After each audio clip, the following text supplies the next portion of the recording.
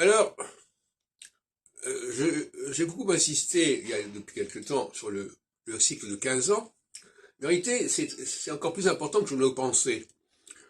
C'est-à-dire qu'il y a des rendez-vous tous les 15 ans. Pourquoi?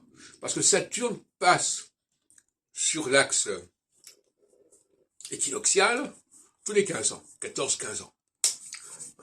Puisque c'est la moitié du cycle global de 28-29 ans de Saturne. Et là, on a un signal, un marqueur important, un marqueur de temps.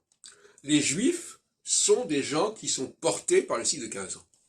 Alors, c'est-à-dire qu'à ce moment-là, il y a une poussée vers le haut. Mais inversement, 7 ans après, il y a une poussée vers le bas.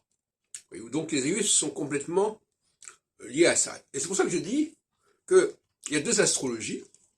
Une astrologie qui est beaucoup plus ancienne que la création biblique auquel on se réfère, et qui, effectivement, concerne tout le monde, concerne tous les gens, mais qui n'est pas une astrologie avec les cyclologies sur des périodes comme 7 ans en 7 ans.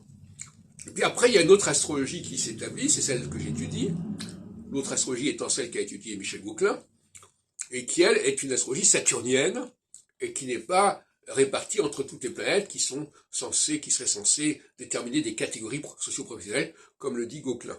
Bon, cette astrologie, elle existe, mais elle n'a pas beaucoup d'intérêt. Elle n'a pas beaucoup d'intérêt sur le plan politique, je dirais.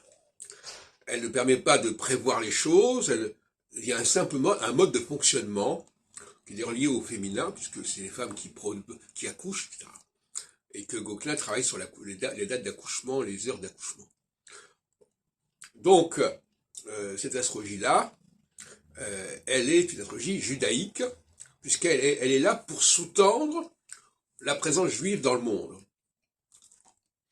avec cette alternance de 7 ans plus, 7 ans moins. Et un juif qui se respecte, si on peut dire, il est marqué par cette montagne russe, si on peut dire, quelque part.